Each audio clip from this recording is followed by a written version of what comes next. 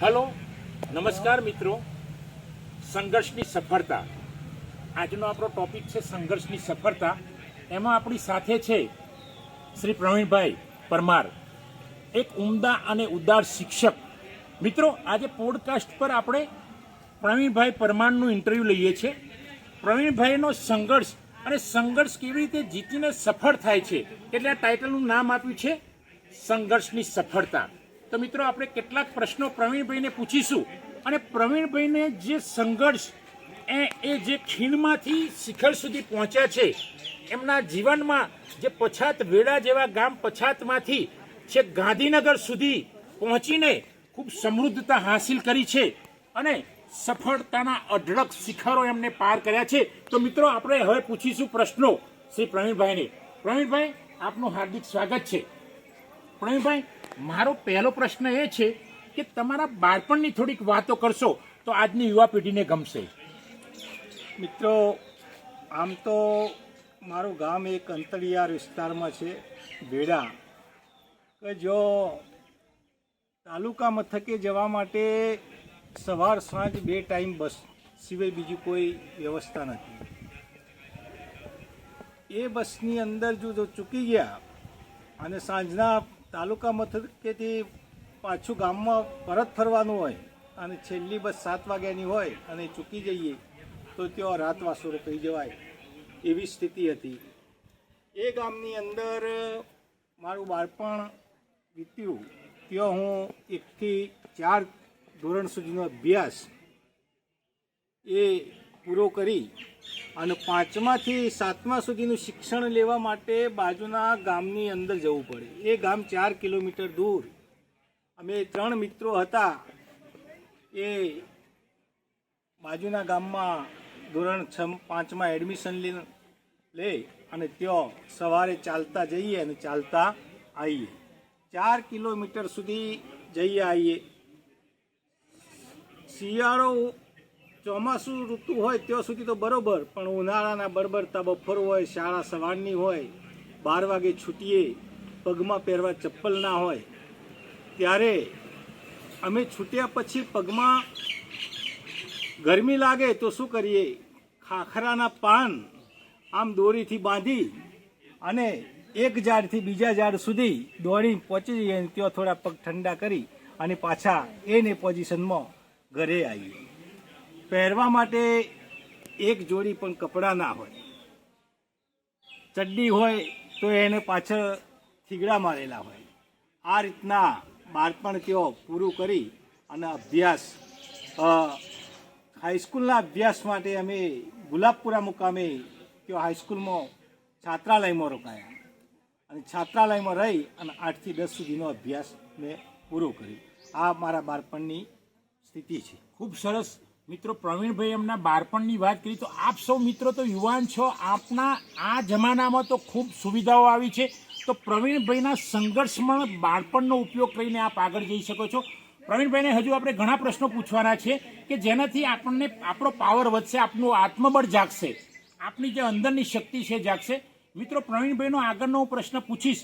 તો પ્રવીણભાઈ, એ વખતે તમારે પાસ કઢાવવા માટે જે બસમાં અપડાઉન કરતા હતા, એના પાસ કઢાવવાના પૈસા કેવી રીતે મેળવતા હતા, તમારી સ્કૂલની ફી કેવી રીતે ભરતા હતા, એના પર થોડો પ્રકાશ પાડો તો સારી વાત છે.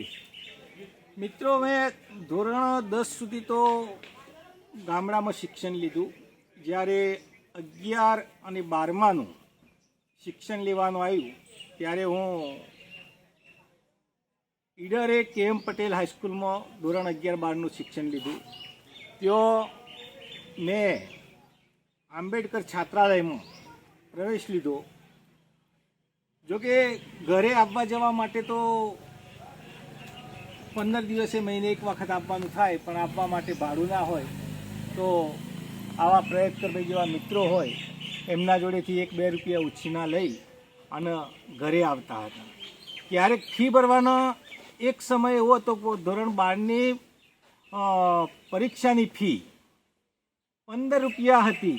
એ ફી હું ટાઈમસર ના ભરી શક્યો એટલે કોલેજના સ્કૂલના આચાર્યએ એવા 4-5 છોકરાઓના ફોર્મ રદ કર્યા એવું અમને કીધું. તો આ ફોર્મ રદ થવાનું સાંભળી અને હું મારા મામાના છોકરાને બોલાયા અને એ આચાર્યને મળ્યા કે સાહેબ ગરીબ ઘરનો છોકરો છે, તમે ફી માટે ફોર્મ રદ શા માટે કર્યું? એના રદ નથી કર્યું, પણ આ છોકરાઓ અમુક ફી નથી ભરતા એટલા માટે એમને ખાલી બીવડાયા છે, બાકી ફોર્મ રદ નથી કર્યું. તો એ વખતે પછી 15 રૂપિયા ફી ભરી અને 12માની પરીક્ષા આપી. આમ ત્યાં સ્કૂલની અંદર આવવા જવા માટે તો પૈસા ના હોય, પણ ચોપડા માટેના પૈસા પણ ના હોય. તો આજુબાજુ મિત્રોના કોઈ આજે મારી ગાઈડ પેલાના આપી, પેલી બીજાની ગાઈડ હું લઉં, આ રીતના અમે ધોરણ 12 સુધીનો અભ્યાસ પૂરો કર્યો. હા, સરસ. મિત્રો, જો પ્રવીણભાઈના સંઘર્ષમય અથાગ પ્રયત્નો એમણે કર્યા છે, કેવી રીતે ભણ્યા છે, આપ સૌ પણ આ બરાબર વિડીયો જુઓ અને એમનામાંથી કંઈ શીખો. મિત્રો, પ્રવીણભાઈની આગળ વાત કરીશું તો હું એટલા માટે આ વાત કરું છું સમૃદ્ધતાની. અત્યારે જે સમૃદ્ધ થયા છે, પહેલાંનું એમનું લાઈફ કેવું હતું, અત્યારે પ્રવીણભાઈએ અથાગ પ્રયત્નો કરીને એમના પત્ની સંગીતાબેને પણ ખૂબ સહકાર આપ્યો છે. એમણે 3 બાળકોને સુંદર ભણાવ્યા છે. એ સિવાય ઘણા વિદ્યાર્થીઓને એમણે ભણાવ્યા છે અને વિદ્યાર્થીઓને આર્થિક સહાય કરી છે. કોઈ પછાત વિદ્યાર્થીઓ, કોઈ ગરીબ હોય તો એમણે પણ મદદ કરી છે. અને એ વિદ્યાર્થીઓ અત્યારે કોઈ ડૉક્ટર છે, કોઈ કલેક્ટર છે, કોઈ વકીલ છે, કોઈ એન્જિનિયર છે, કોઈ ક્લાસ 1 ઓફિસર છે, કોઈએ યુપીએસસી પાસ કરી છે, કોઈએ જીપીએસસી પાસ કરી છે. આવા વિદ્યાર્થીઓ પ્રવીણભાઈના માર્ગદર્શન હેઠળ પાસ થયા છે. આજે સવારમાં હું એક મિત્રને મળ્યો, પેન્ટર એમનું નામ ઉપનામ આપ્યું છે. પેન્ટર સૌરાષ્ટ્રમાંથી આવી ગયેલા અને પેન્ટરને કોઈ આશરો નહીં. પ્રવીણભાઈ કે તું ચિંતા ના કર, મારો મિત્ર હતો. કે પ્રવીણભાઈ કે મારો નાનપણનો મિત્ર. પ્રવીણભાઈએ એમને સેટ કર્યા. આજે એ પેન્ટર જોડે પાલનપુરમાં 2 મકાનો છે. હવે પ્રવીણભાઈને હું પૂછીશ કે પ્રવીણભાઈ, આટલા સંઘર્ષ કર્યા પછી તમે જીવનમાં પ્રોપર્ટીની દ્રષ્ટિએ શું વસાવ્યું? સખત સંઘર્ષ કરીને. આ પ્રોપર્ટીની વાત એટલે કરું છું કે નવી પેઢીને, નવા વિદ્યાર્થીઓને ખબર પડે કે એક વેડા જેવા પછાત ગામનો વિદ્યાર્થી, સાબરકાંઠાના બેકવર્ડ વિસ્તારનો એક વિદ્યાર્થી આજે ક્યાં પહોંચી ગયો છે. નવા વિદ્યાર્થીઓને, નવી જનરેશનને ખબર પડશે. એટલે આપને આ પ્રશ્ન મારો છે કે તમે અત્યારે આટલા સંઘર્ષ પછી કેવી રીતે પ્રોપર્ટી બનાવી, એના પર થોડી વાત કરો તો નવી પેઢીને જાણવા મળશે. મિત્રો, મારો લગ્ન 1997માં થયું. જ્યારે કારકિર્દી બનાવવાની હોય તો તમારી જોડે ડિગ્રી જોઈએ. હું MA સુધીનો અભ્યાસ તો કર્યો, પ્રોફેસર માટેની લાયકાત પણ મેળવી. પણ જ્યારે હું પ્રોફેસરની લાયકાત મેળવી ત્યારે સરકારે પ્રોફેસરની ભરતી બંધ કરી દીધી. હું B+ થઈ ગયો. જેવા મારા આગળના મિત્રો જે બધા હતા એ લગભગ મોટાભાગના પ્રોફેસરમાં લાગી ગયા હતા. જ્યારે હું એક વર્ષ પાછળ રહી ગયો તો આ પ્રોફેસરની ભરતીમાં સ્ટોપ મુકાઈ ગયો અને પ્રોફેસર બનવા માટેના મને ચાન્સીસ મળ્યા નહીં. હવે આગળની કારકિર્દી જો હું B.Ed કરું તો જ હું શિક્ષક તરીકે એપ્લાય કરી શકું. પણ B.Edની ફી ભરવાના મારી પાસે પૈસા નહોતા. ત્યારે એ વર્ષે મારું લગ્ન કરેલું હતું અને લગ્ન કરી અને 5મા 6થા દિવસે મારી પત્નીને તેડવા માટે મારા સાસરીવાળા લોકો આવ્યા. ત્યારે મારા એક કાકાજી શિક્ષક છે, એમને મને પૂછ્યું કે પ્રવીણ, તમને B.Edમાં એડમિશન નથી મળ્યું? હું કીધું મળ્યું છે ને. તો ક્યારે છે? હું કીધું આજે છેલ્લી તારીખ છે પૈસા ભરવાની, ફી ભરવાની. તો કે તમે કેમ બેઠા છો, મને કાગળ બતાવો. તો મેં B.Edનો ઓર્ડર બતાવ્યો અને એ તારીખે જે દિવસ આવ્યા હતા તેડવા માટે એ જ દિવસ છેલ્લી તારીખ હતી અને 1600 રૂપિયા ફી ભરવાની હતી. હવે 1600 રૂપિયા ફી ભરવાની મારી જોડે ત્રેવડ નથી એટલે હું B.Ed કરવાનું મુલતવી રાખ્યું. પણ એ લોકોએ જોયું કે આ તો છેલ્લી તારીખ છે, કીધું મારી જોડે પૈસા નથી એટલે B.Ed કરવું નથી. તો મારા સાસરીવાળા, મારા કાકાજી, મારા ફુવાજી, એમને 200, કોઈને 500 આ રીતના ભેગા કરી બહુ સરસ અને મને ફી ભરવાના પૈસા 1650 રૂપિયા અને 200 રૂપિયા ભાડું એમ કરીને 1700-1800 રૂપિયા મને કરી આપ્યા. અને તાત્કાલિક મને બાપસર ચોકડી આવી અને ત્યાં મૂકી ગયા. અને ત્યાંથી હું પાટણ ગયો અને પાટણ ગઈ અને છેલ્લા ટાઈમ સુધી મેં મારી B.Edની ફી ભરી. અને પછી એને સંઘર્ષમાં B.Edની તો ફી ભરી, પણ ત્યાં રહેવા માટેની ફી કોણ ભરે? તો મેં એક કોલેજના ક્લાર્કને વાત કરી.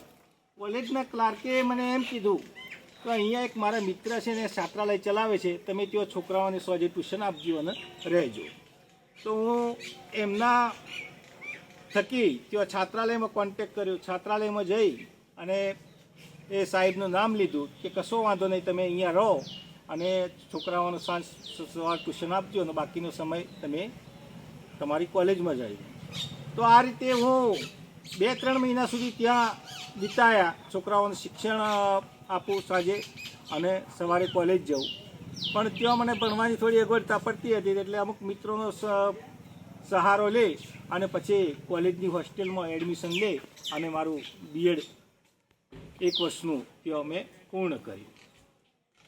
આ રીતના મેં વ્યવસાય ડિગ્રી મેળવી.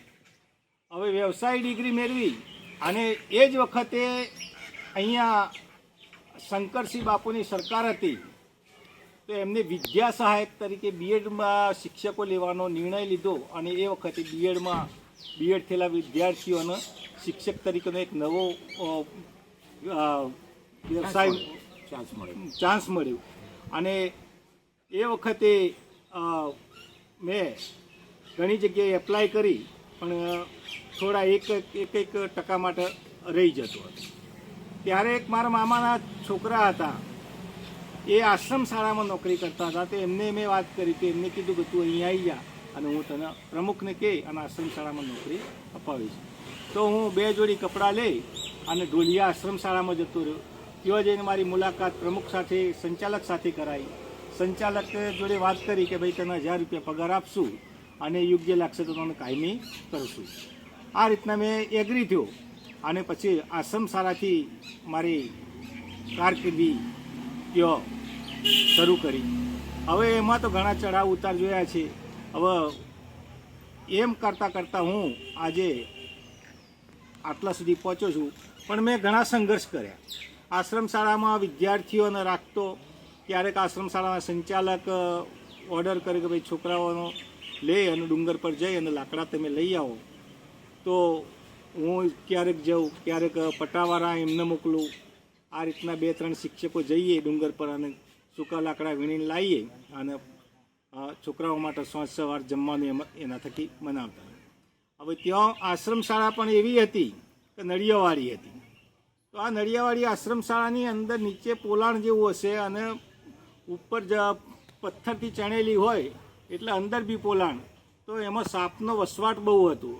તો ઘણી વખત એવું બનતું કે નીચેથી ઉપર સુધી સાપ ચડતા હતા અને ઉપરથી ક્યારેક સાપ બેલેન્સ ગુમાઈ દે ત્યારે ફટને નીચે પડતો હતો. આવું તો 2-3 વખત બન્યું. એક વખત અમે અહીંયા ખુરશી લઈને બેઠા હતા, આગળ જ સાપ પડ્યો.